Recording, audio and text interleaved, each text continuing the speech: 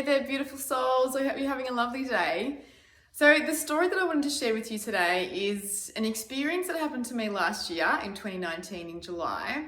And it's an experience that it was a big one for me. It really kind of cemented in my mind, go with the flow with life and trust in the unfolding of your journey, because sometimes the universe has more magical experiences for you planned that you could even imagine.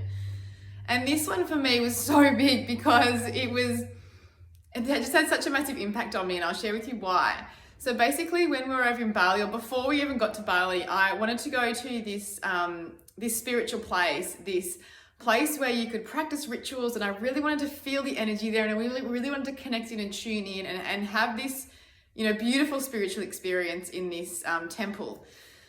And anyway, I looked on Google Maps from where we were staying to where it was, and just a side note, if you're going to Bali and you're looking distances between things on Google Maps, don't trust the times that it tells you, because the traffic there is often so slow, and it takes like maybe twice as long as what it says, which was the case with this one. So we had decided that we were going to do a day trip, and we booked a driver.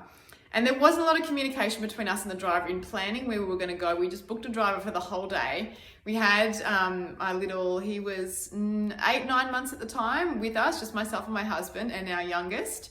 And yeah, our driver arrived and we told him where we wanted to go, and he was like, oh no, we can't go there. It's going to take like 4 hours to drive there. And I was so excited for this day. And that morning I was completely devastated. I had in my mind, what this experience was possibly going to be like, and I was just so looking forward to it. I had these big expectations of what I needed to happen for me to have an amazing experience, and in a moment I was absolutely devastated. And my husband was putting my son in the car, and I said, I have to walk away because I'm so upset and angry right now just because of this situation, not at anyone specifically, but I'm just so devastated.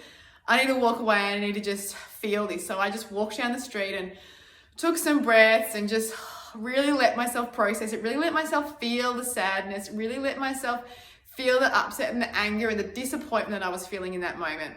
And then I decided I don't want this to ruin my day. I don't want to feel like I came to Bali and got to miss out on the one thing that I was so looking forward to doing and let that ruin my day and my whole trip. So I was like, okay, I need to process this, and I need to get to a space where I just surrender it. And I go, all right, universe, whatever the day holds, it holds. And he gave us a list of all these things once I got back to the car that we could actually do. And at that stage, I was like, do you know what? You choose. You're the local. You choose the things. This is what we like to do. This is the sort of people that we are. You choose things that you think we would like. And he was awesome. He picked some really, really cool things for us to do. And then towards the end, he was like, I want to take you to this temple. So he took us to this temple, and we got the pram out, set the pram up, put my baby in, carried him down all of these stairs, wandered around, learned a lot about the grounds, which was so beautiful, and just tuning into the energy there and just feeling the history was really, really beautiful. And then we walked through this other part of the gardens that you couldn't see from the front, and it was this jungle wonderland, and it was so beautiful. And it was there were steps and you could go up and down. It was just divine. And anyway, we walked all the way through and was just really, really, really enjoying the place. And then my husband and I, carrying the pram, walked up all these stairs with my son in the pram. We got to the top, and then I turned around, and it was as if there was a magnet in my body, and it pulled me. I just moved. I just started walking. It pulled me to the top of the stairs we just walked up to look back over that part of the gardens, and it was absolutely stunning. I've got some photos on a blog about this on my website at stephxx.com, and I'll also put it up on Instagram as well. My husband took this photo. I didn't know he was taking it, and I'm so glad he did, because it was such a pivotal moment for me. And I often look back on it when I feel like I need to really remember this message in a very palpable way. So I felt this magnet in my body pull me, and the spirit was leading me to the top of the stairs. So I stood there sort of off to the side, just looking back, and my eyes were just drawn to this spot across the gardens where there were stairs going down. And in my mind's eye, I saw 3 monks walking down the stairs. And in that moment, as I saw them walking down the stairs, I was just overcome with this peace and this acceptance and this groundedness and just this really beautiful vibration that I could feel as I could see them walk down the stairs in my mind's eye in their robes. I just had this full body and visual experience via my intuition. And I received so many messages in that moment and in that day. And it really solidified for me, just trust in the journey, trust in the process. When things don't go the way that you think they need to go, or you feel like they should go, or you're trying to force them to go, it's okay to let go and trust what else is happening and unfolding for you, because sometimes more amazing experiences than you could have ever imagined can be unfolding for you.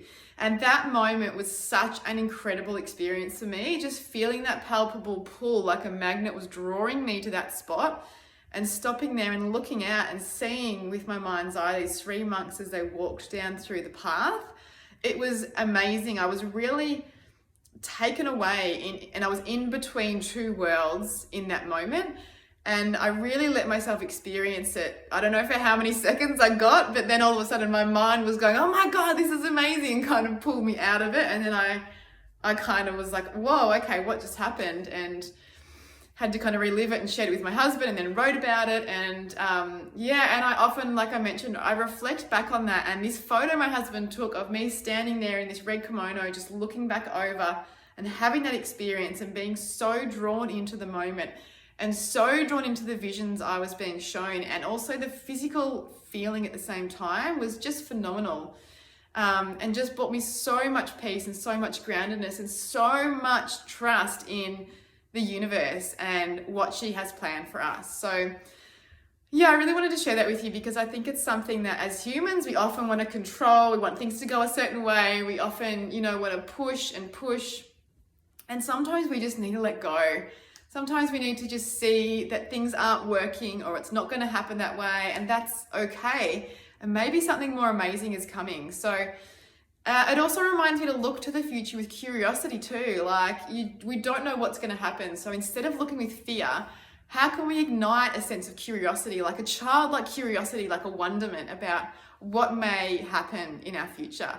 And, if we are going to future trip at all, why not future trip in a curious way, in a positive way, in an excited way, rather than a fearful way? So I also use that tool if I'm starting to future trip or worry about things in the future, or project fears into the future, from either maybe my past or stories that my ego is making up, or things people have told me. If I'm starting to feel this fear about the future, I will often go, okay, just stop.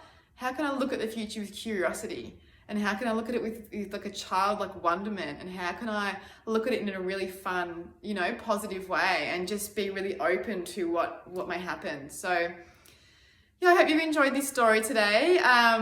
If you are after more learnings and teachings on intuition, you can head on over to my website, stephdemetrius.com, STEPHDEMETRIOUS.com. And you can also jump on my mailing list. I send out emails, and you'll also receive a password for the free resources section of my website, which has a growing library of lots of tools and videos and lots of practical tips for you to really deeply connect with your intuition. I also have a podcast called Ignite Your Intuition by Steph Demetrius. So you can head on over to all your favorite podcast platforms and listen to that too. At this stage, there's 46 episodes up, I think. I've had a break during this COVID period, the pandemic worldwide, just because I've been home with 3 kids and my husband, and I just haven't had the time and space to do it. But I'm so excited to at some stage bring it back, and I can feel there's so much coming through me that I want to still share. So I hope you have a beautiful day. I hope this video serves you. Feel free to pass it on to anyone who you think would be interested in this, and I hope to see you soon. Mwah!